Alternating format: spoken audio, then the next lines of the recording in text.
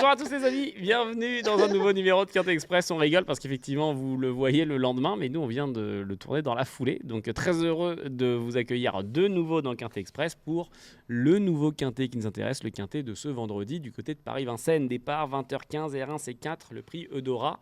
J'espère que vous êtes en forme, alors vous le saurez, mais est-ce qu'on a donné les bons pronos pour le jeudi ? C'est tout ce que je souhaite à mes deux experts qui sont de nouveau à mes côtés aujourd'hui. Je vais commencer par celui qui est à ma droite cette fois, Léogane. Salut. ça va Léo ? Oui, ça va. Oui, ça va.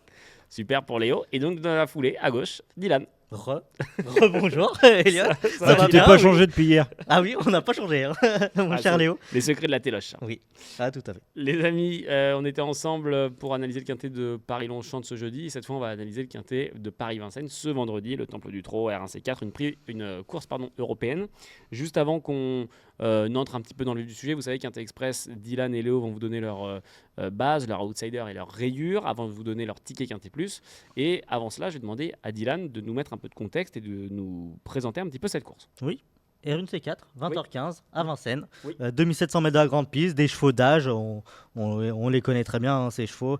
Ils ont couru plusieurs quintets dans leur carrière. Non, un quintet plutôt ouvert, même si on a peut-être quelques bases à détacher avant le coup. Les amis, sans plus attendre, les bases, les outsiders et les rayures de Dylan et de Léo. Et je vais laisser la main à Dylan. Allez, go. Ma base, le numéro 13, Jason Ginu. On le connaît très bien désormais, ce cheval d'Arnaud Desmottes. C'est un cheval qui est en plein dans sa catégorie. Certes, il reste sur des échecs, mais l'avant-dernière fois, c'était au trot monté. La dernière fois, c'était dans l'étape du Trophée Vert, où il finissait correctement en retrait. Il est vraiment en plein dans sa catégorie. Face aux vieux, je trouve qu'il a vraiment une première chance avant le coup. Il est capable de se racheter. Jason Gignoux, on le rappelle, très belle histoire où effectivement.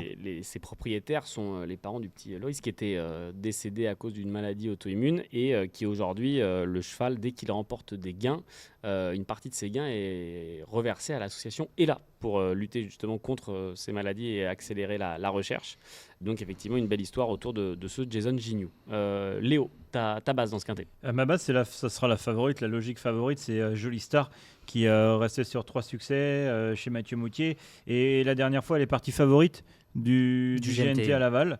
Et je ne sais pas ce qui s'est passé. Elle essayait de se rapprocher à l'extérieur. Je sais pas. Elle était pas bien. Elle a fait la faute. Premier passage en face, pas bien. Et ensuite, c'est compliqué de revenir à ce niveau, surtout à Laval. Donc non, il faut la racheter. Ouais, elle a fait la faute, elle était la favorite, donc elle revient sur la piste de Vincennes qu'elle adore. Donc juger sur ses précédentes sorties, ce sera une toute première chance.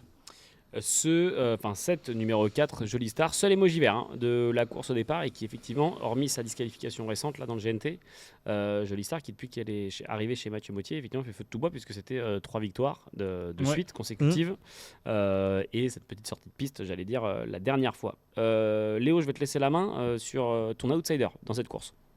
Outsider Impérial du Rabutin, le 6, oui. Un cheval que j'aime bien suivre, qui fait quasiment toutes ses courses, qui avait fini son année 2025 par une victoire, une course de rentrée, et puis ensuite il a enchaîné les bonnes sorties, deuxième sur l'hippodrome du Croisé-la-Roche, devant notamment un cheval comme Hibiscus Man, qui est un dur à cuire.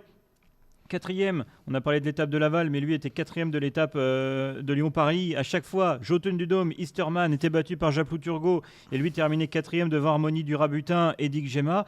Et la dernière fois, il est encore troisième sur l'hippodrome de Marseille. C'est Grégor qui s'imposait, donc à chaque fois, les lignes sont bonnes. Il fait absolument toutes ses courses. Il a déjà gagné 2007 grande piste sur l'hippodrome de Vincennes. Donc je pense qu'il sera à l'arrivée. Outsiders numéro 6 et je vais trahir un secret, il sera ce numéro 6 aussi dans le ticket de Dylan, mais Dylan, tu as un autre outsider à nous proposer. Oui, effectivement, moi ça sera le numéro 15, Hold Up du Dijon, qui est déféré des 4 pieds, cette fois-ci, il est associé à Franck Nivard avec lequel il s'entend très très bien, et les dernières fois c'était un peu trop relevé pour lui.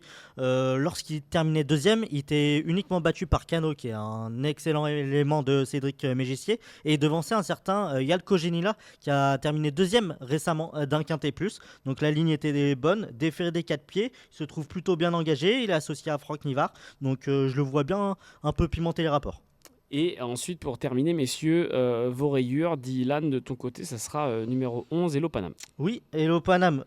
Pour moi, voilà, ça fait très longtemps qu'il n'a plus fait l'arrivée à Vincennes. Je trouve que maintenant, il est désormais un peu plus efficace sur piste plate, ce Hello Paname. Même s'il est présenté en mode course, même si la dernière fois, c'était correct à Lyon-Paris. Il était devancé par des chevaux comme Guerrier Castelet et Eliossi, il me semble, que je ne vois pas comme une première chance. Donc avant le coup, les lignes voilà, me semblent un petit peu pas terribles. Donc meilleure piste plate et les lignes pas top en ce moment. Donc j'ai préféré l'écarter. Et du côté de Léo, on raye le 2, Gold d'Écreville. Ouais, qui est capable, je pense, dans un bon jour de faire l'arrivée d'une course comme ça. Maintenant, dans un bon jour, la dernière fois, il l'a pas été. Ouais. Il est capable de faire la faute et de nous laisser sur le bas-côté. Donc, j'ai préféré l'écarter. Messieurs, tous les deux, un ticket en 6 chevaux combiné. Vous allez avoir pas mal de similitudes. Je crois que vous allez avoir qu'une seule différence sur votre ticket, mais on va le découvrir tout de suite. Et je vais cette fois-ci donner la main et la laisser même à Léo. Ouais, moi je pense qu'on est parti des favoris avec Jolie Star le 4. J'ai placé Gwen de Caponnet le 9 en deuxième position, bien qu'il fasse une course de rentrée. L'entraînement est en très très très grande forme. Le cheval fait absolument toutes ses courses. Il est capable d'aller de l'avant et d'aller loin. Gwen de Caponnet. En troisième position, eh bien, j'ai placé le 6. Ouais, dont j'ai parlé tout à l'heure, Impérial du Rabutin. En quatrième, Jason Gignoux. Ouais, Dylan aussi en a parlé. Il a réalisé un superbe hiver. Il a repris de la fraîcheur depuis. Un petit peu plus loin, le Japlou Turgot de Mathieu Abrivard. Qui a des lignes avec Impérial du Rabutin. Ouais, il a vraiment exactement de bonnes lignes. Donc, si on retient Impérial du Rabutin, normalement, on est obligé de retenir Japlou Turgot. Ouais, qui bénéficie d'un superbe engagement à Beaumont. Il n'est pas passé à côté, et puis donc troisième de l'étape de Lyon, et puis la dernière fois le quintet de Je te cherche, c'était peut-être un petit peu compliqué, et derrière j'ai placé un cheval qui a été discret en ce début d'année, c'est Just Midi, mais qui avait tout de même terminé 5e d'un critérium. Éric Raffin est appelé en renfort, donc pourquoi pas. Le numéro 8, ouais. Just Midi, avec donc Éric Raffin, effectivement. Dylan, 6 chevaux aussi, j'allais dire l'ordre qui change un peu et un cheval qui se diffère. On t'écoute. Donc en tête, numéro 4, Jolie Star. On est obligé de la reprendre. Auparavant, c'était très très bien, surtout sur l'hippodrome de Vincennes. Le 13, Jason Gignoux, qui évolue vraiment en plein dans sa catégorie et qui est ma base. Le numéro 9, Iguane de Caponnet. Léo en a parlé. Il effectue une grande rentrée, mais tout de suite présenté PADP. On a fait appel à Yoann Le Bourgeois. Et puis, il possède de très très bonnes lignes. Hein. Il a déjà devancé un certain Jet Express, qui est pareil, un très bon cheval de Philippe Daujar. Le 12, Japlou Turgot. Comme je le disais, si on retient Impérial du Rabutin, que je vais positionner juste après, on est obligé de retenir Japlou Turgot, donc après le 6 Impérial du Rabutin, et pour finir mon outsider Hold Up Division, le numéro 15 qui est déféré des 4 pieds cette fois-ci. 4, 13, 9, 12, 6 et 15, donc le quintet plus de Dylan. Voilà les sélections de nos deux experts. Merci beaucoup, messieurs. Merci d'avoir fait le ticket avec nous, Didi V et Léo. Je réfléchissais, qu'est-ce qu'on a d'autre à se dire? C'est déjà pas mal. Que ce dimanche, c'est le prix de Diane. Effectivement, vous allez forcément l'évoquer dans l'émission de ce vendredi, dans le quintet week-end, mais tu as raison, Léo. On peut le redire.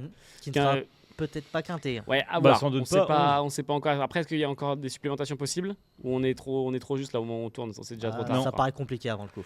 Prix de Diane, effectivement, Chantilly ce dimanche, vous le savez, épreuve réservée aux femelles, épreuve de renom dans les courses hippiques, bien évidemment. 2 semaines après le Jockey Club qui s'est couru, on se parle 10-12 jours, et ça fera 2 semaines ce dimanche. Merci encore Didier. Merci à toi, Yann. Merci Léo. Merci à vous.